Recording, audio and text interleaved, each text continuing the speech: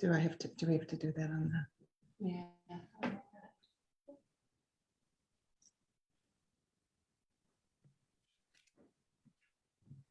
Good morning, Dr. Drum.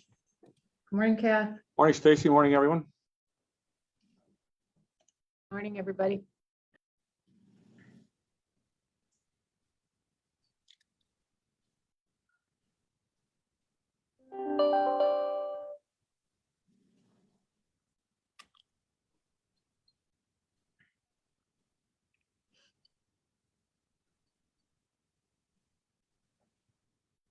At about, it's just 11:01 to 11:02. That makes sense? Okay.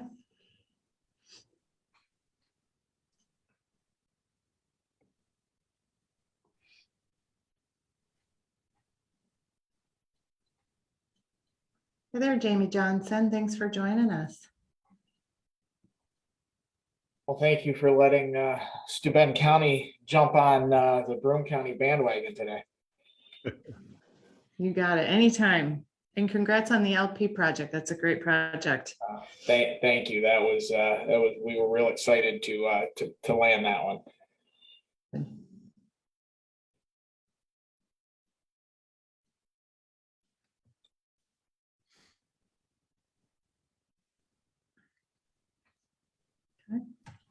I'll start. We can keep letting people in.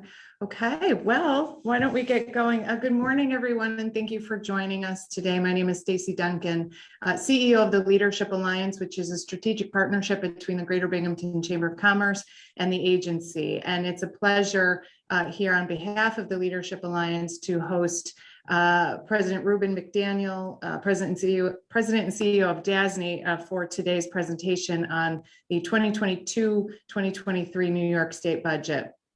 As we know, I'm not sure there's anything that impacts local communities more than the financial health of New York State. And despite a lot of challenges, we do know New York State is strong, but also a lot of challenges still remain from COVID and from all of the compounding sort of impacts of COVID that it has in our community. So we look forward to hearing how the state plans to address that through the budget. And we do hope to have some Q&A at the end. So I'll ask everyone to stay muted for the presentation and then just pop your name or a quick question in the chat, and we'll do our best to get to those. But before we begin, it is my pleasure to introduce a true partner in economic and community development for us at the Leadership Alliance.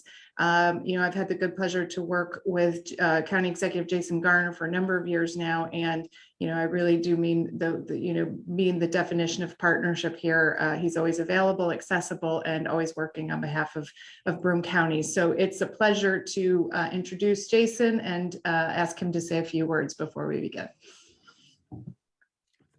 Thank you, Stacy. I'm losing my voice. Good morning, everyone. I really appreciate DASNY President and CEO Ruben McDaniel being with us today. Prior to joining the Dormitory Authority in 2019, Mr. McDaniel spent years in the field of finance and wealth management, so he knows the importance of investments, whether it be someone's personal portfolio, or in this case, the investments the state budget is making in communities across New York State, like right here in Broome County. I was really impressed with the plans the governor laid out in her State of the State and budget addresses. As she has mentioned many times when she's visited Broome County, the governor comes from local government originally, so she knows the unique challenges we face daily, especially in the wake of COVID. And her vision reflects that things like increasing support for our schools, providing tax relief for families, making housing more affordable, supporting healthcare workers, even fixing potholes. These are issues that are important to residents in Broome County and beyond. It's really refreshing to see them prioritized by Governor Hochul.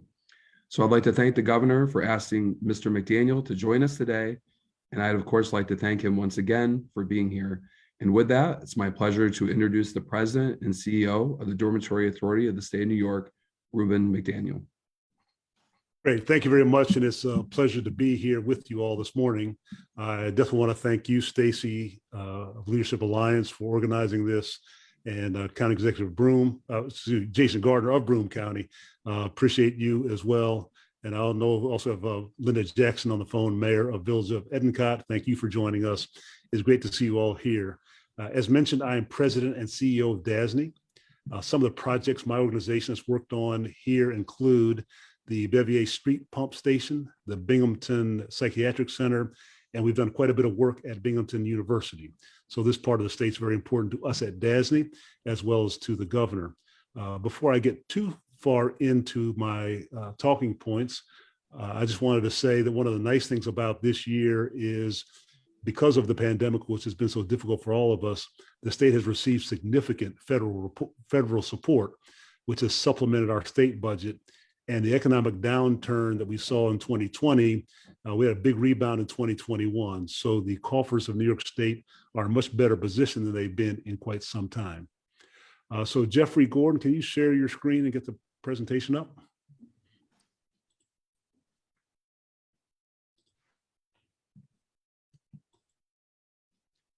Okay, Here we go. and hold on.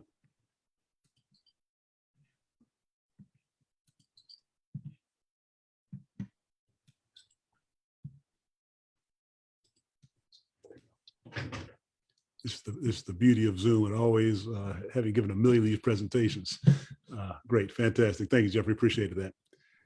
So today I'm going to talk about Governor Hochul's main priorities for the state, as well as some specific points she has proposed directed to the Southern Tier.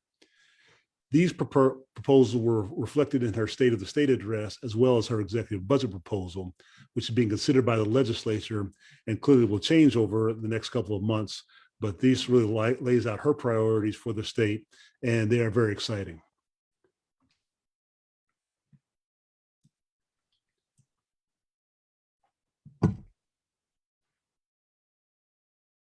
The State of the State really laid out her plan for a new era in New York. The governor outlined 9 key components of her agenda: rebuilding our healthcare economy, protecting public safety and addressing gun violence, investing in New York's people, investing in New York communities, making New York's housing system more affordable, equitable, and stable, making New York a national leader in climate and green jobs, rebuilding New York's teacher workforce and reimagining higher education, advancing New York's place as a national equity model, and making critical reforms to restore the New Yorkers' faith in their governor. Given our time constraints, I'll focus on areas that I think are most important to you. But if you have questions after, I'll try to answer as best I can. And if not, I'll make sure that we get the answers to you. Moving on to healthcare. Governor Hochul believes that all New Yorkers should have access to safe, affordable, and high-quality healthcare. The COVID-19 pandemic taxed an already strained healthcare system. On this slide, you see statistics that show the need for an increased investment in our healthcare system. I'll pause for a moment. I'll let you review that slide. But clearly during the pandemic, our healthcare system and needs for infrastructure were highlighted.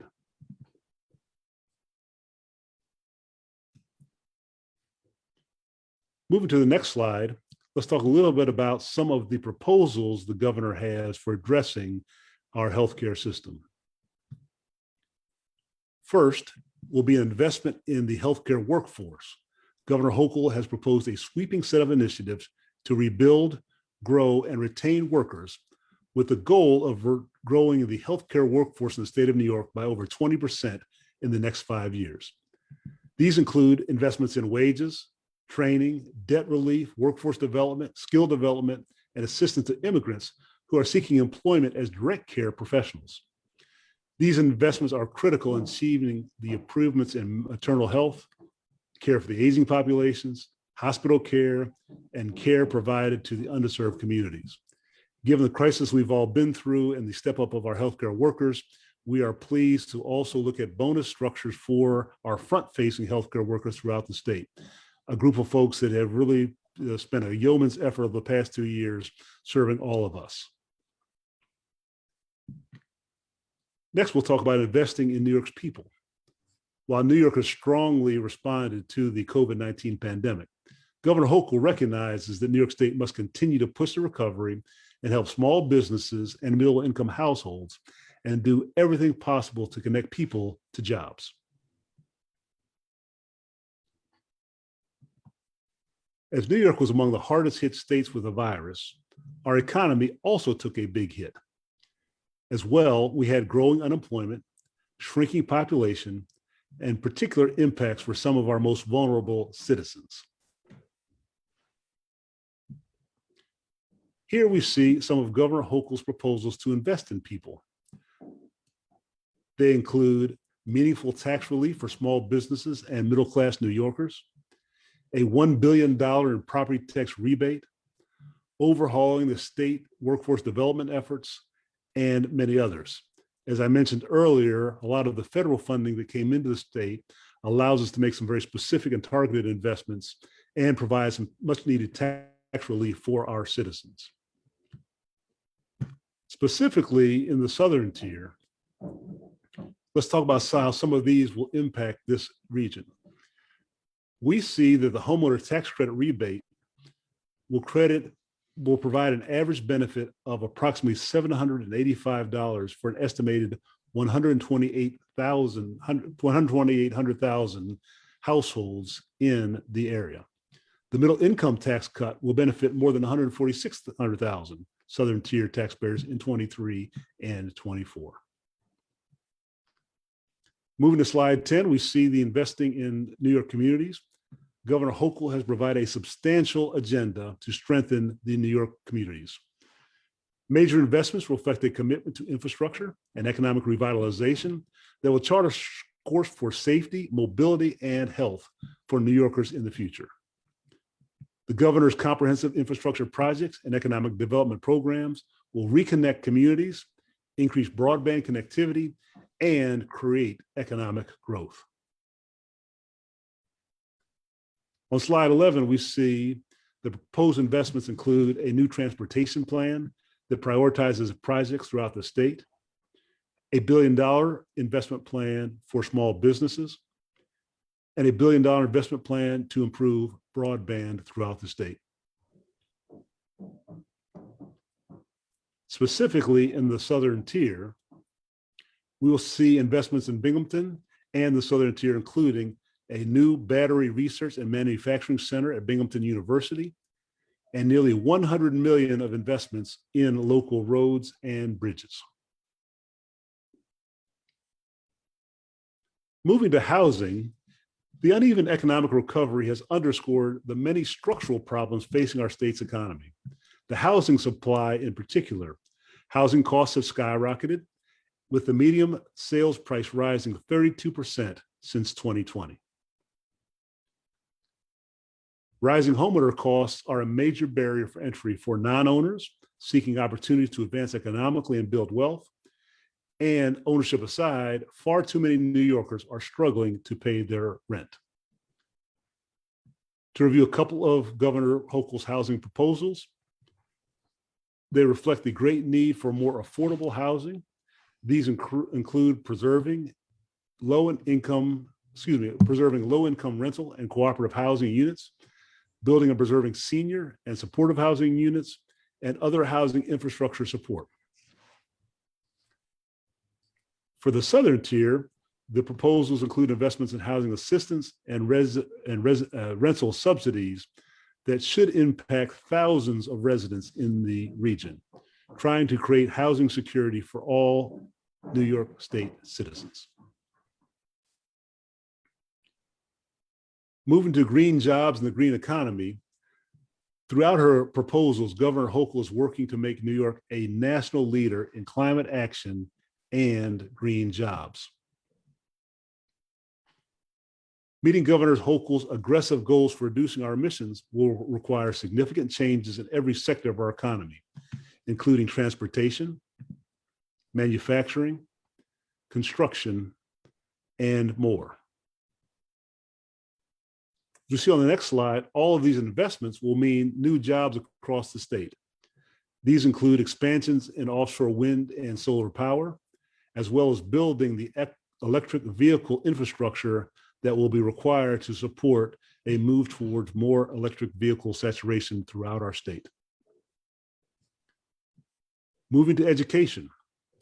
We all know how the pandemic created an unprecedented disruption to education in New York State, in primary and secondary education, and in college learning. The workforce issues that impact every sector are significant in education as well, as we see demographic shifts that will impact our schools for years to come. So as County Exec mentioned in her State of the State address, Governor Hochul has looked at several ways to support education workforce and higher education. As she's doing in other areas, Governor Hochul is investing in workforce development in the school system to attract more teachers, school workers through incentives and accelerating teacher certification process. She's also working to bolster SUNY to become a national leader in making higher education more accessible and more affordable. In the Southern Tier, foundation aid is proposed to be increased by 6.5%. And as we have mentioned, the investment in the battery research at Binghamton University. This just highlights some of Governor Hochul's proposals in her State of the State and budget. These priorities really represent her vision of a new era for New York. The investments are significant and targeted to help New York grow. And with that, I'll be happy to take any questions or discuss any of the proposals further.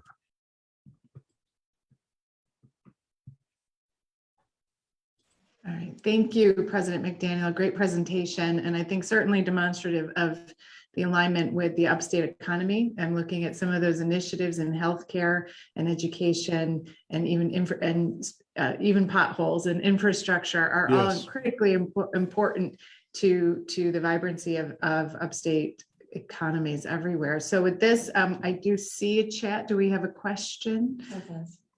It's that I thought we saw a hand raised as well at one point too. Is that a question? No. Okay. Okay.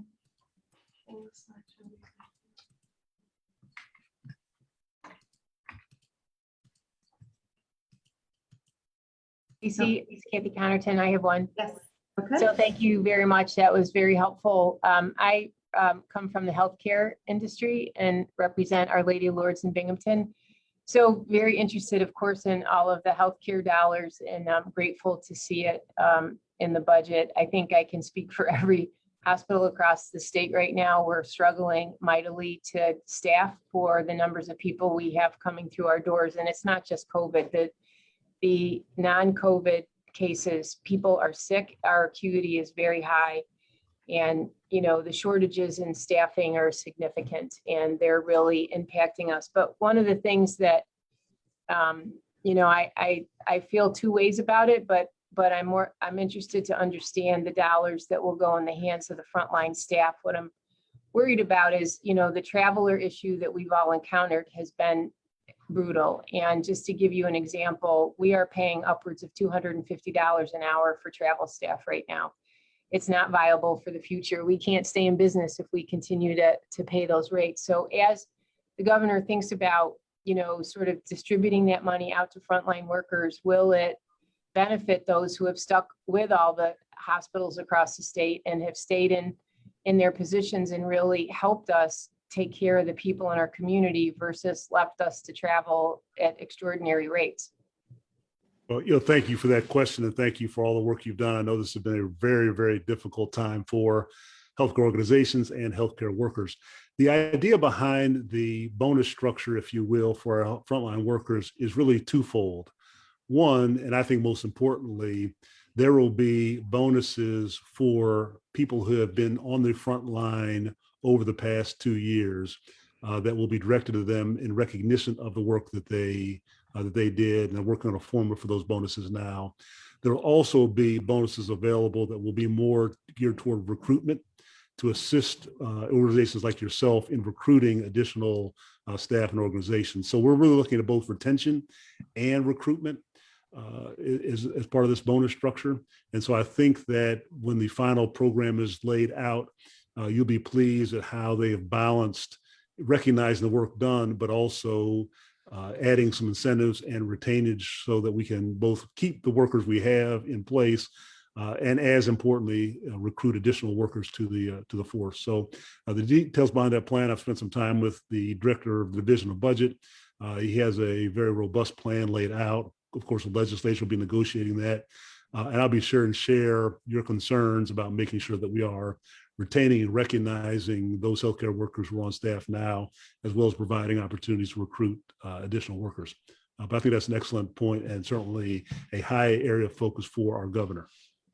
Thank you. And I would just like to make one last comment, and I echo what Stacy said about our county exec. He has been a partner, just not in economic development here, but he's been a great partner to us in healthcare and has been incredibly supportive of us through this. And I also want to give a shout out to Stacy Duncan, because I think the work with the agency and the chamber has been extraordinary.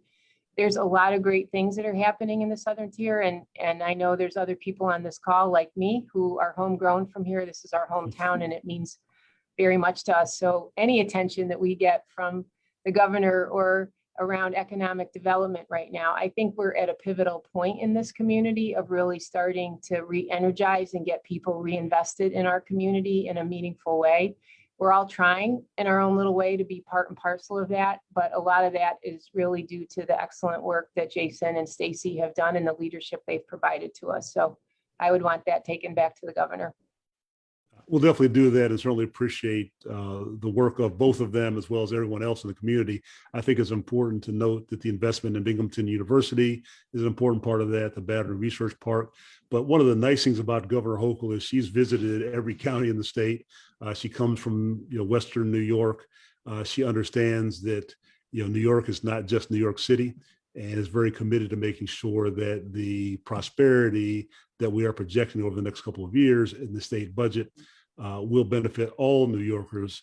And so I'm very pleased with that. One of the things I didn't mention specifically in my remarks, but I think may be interesting to this group is, over the past probably 7 or 8 years, the state has been drawing down on its reserves with the federal impacts, the money they've given to the state, with some of the turnaround, with the COVID economic not being as bad as it might have been projected. We are looking over the next 4 to 5 years to increase the reserves back to a 15% of the state budget level over the next 3 to 5 years. And so I'm very pleased that in addition to doing a lot of things to help our infrastructure, we're also putting money aside for the next rainy day that will come. And so I'm really pleased with that. We have a couple questions in the chat. Can you read them? Yeah, I'm trying. See, this is what happens when you start to get past 40. Yeah. So the first question is, some of our employees are not vaccinated. If they get COVID and must take time off, does the village have to pay for their time off? Or can I have them use their vacation and sick time? Additionally, what about people who are off 2 or more times? Yes. So I don't know specifically how all of this works from a state perspective, but I can tell you that from a state worker perspective, we are having our employees who get sick charge their accruals, whether that's sick time or vacation time, so that we're not impacted. And I would assume that would be the same for cities and villages. But I will check and get back to you on the answer with an answer specifically to that question. Hi, Mayor, I will also send you a link to the state's paid leave for COVID website. It's housed on the DOH website, I believe, but I'll send that to you directly. Okay, thank you very much. I appreciate that. Thank you. Great. Thank you, Mayor. Our next question in the chat is, can you speak more to Governor Hochul's proposals regarding aging in healthcare, specifically those that will impact people living with Alzheimer's or other dementia?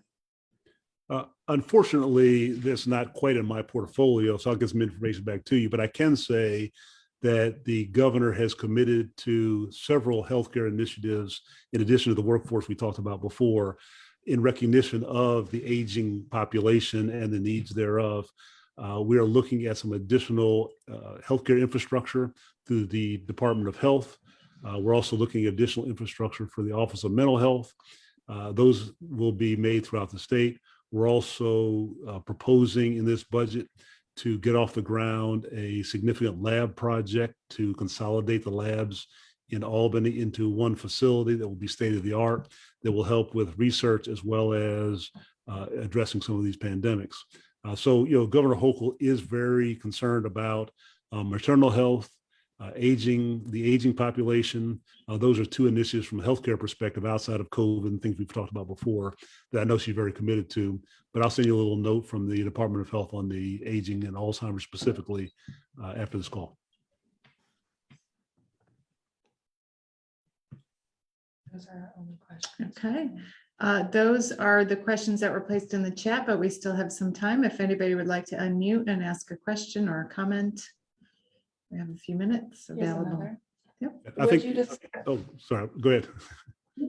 would you discuss how SUNY will be used as an engine for economic development? And will this include the Small Business Development Center program, which is a SUNY-wide program?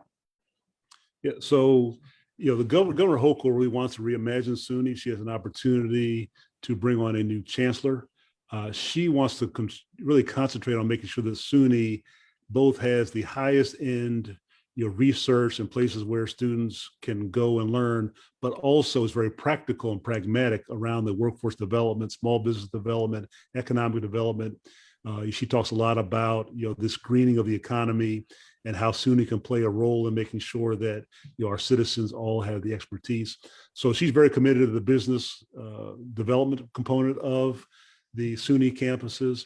And you will see some really, I think, innovative ways to look at both the highest end of research and development, as well as making sure that workforce development is a full function and focus of SUNY. So I'm excited about the opportunities at SUNY. Again, the governor really sees that as being one of the cornerstones to the economy of New York in the future, and that is making sure that all of our citizens have access to what they need, so we can meet them where they are.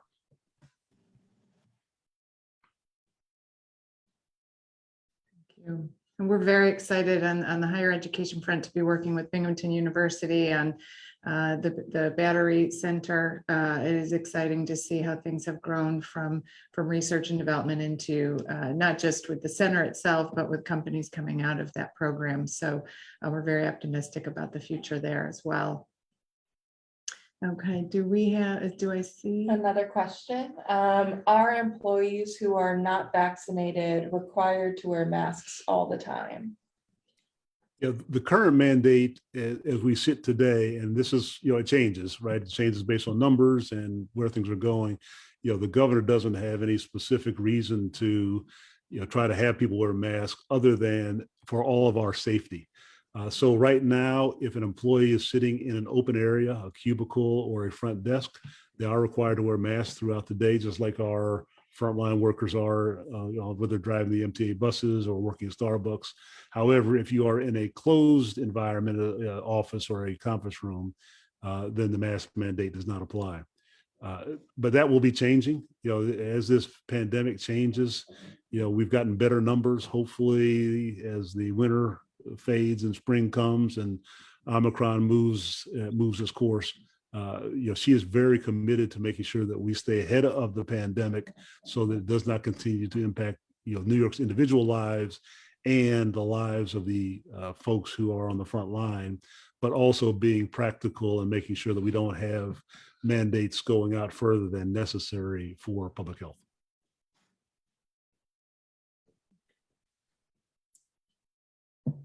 Thank you. All right, we'll do a final call for questions. It's not often you get this opportunity, so please ask if you have a thought of a question.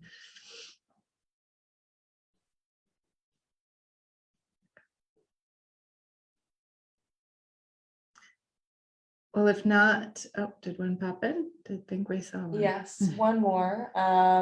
Will the governor reconsider SUNY Binghamton as a flagship university? I will certainly put on the governor's radar screen. Obviously, I can't answer the question directly, but I will commit to you that I will take that back to the governor, that that is a question that's been expressed, and let you know. What I will do is after this, I'll go back to the governor's office, consolidate these questions, and sometime next week, Stacy, I'll get an email out to you with some of the specific answers to the questions you can distribute to the group more broadly. Perfect. And I'll just add that the flagship issue is definitely on the governor's radar screen. You know, that she's continually working with SUNY to work through different strategies. And we also, you know, we are waiting. We probably won't see any movement on that particular initiative until there's a new chancellor installed. Thank you, Carly. Great information there. And a quick note from our SUNY Broome Community College president, just offering his thanks as well. Another tremendous partner here in our community. It looks like we do have a question about slides. We will check in with Carly on that. And if we can make those available, we'll get them out as well. So on behalf of the Leadership Alliance, and I think Jason won't mind if I say on behalf of the county executive, I'd like to thank you, President McDaniel, for being here with us today and for your partnership. And please extend those thanks back to Governor Hochul. It is wonderful to have an accessible and approachable team, and we found that is the case, and we appreciate that she does understand local government as well. And so we look forward to continuing the good work. We're very optimistic here in the Southern Tier about a very positive future. So please consider us, a resource at any time, any way we can be of assistance. With that, go ahead. I just want to say thank you very much. Thanks everyone for attending and your great questions. I also want to let you know that when the weather thaws a little bit, I'll come out to Binghamton and see some of the work we're doing on campus. I'll be sure to stop by and see you, County Exec and Stacy. I'll spend a little time with you. It'd be great to see you. Excellent. Jason, you want to close us out? No, I just thank you, Ruben, for coming up and talking. I think it's really important that the governor send people out to the rest of the state and really talk to the people that live here about the budget. And you've done a great job, and look forward to seeing you soon as the weather gets a little bit better in the spring, hopefully. Sounds fantastic. I can't wait. Sounds wonderful. All right. We wish you all a happy Friday and stay warm this weekend. And thanks for coming. Have a great day. Thanks, everyone. Take care. Thank you. Bye-bye.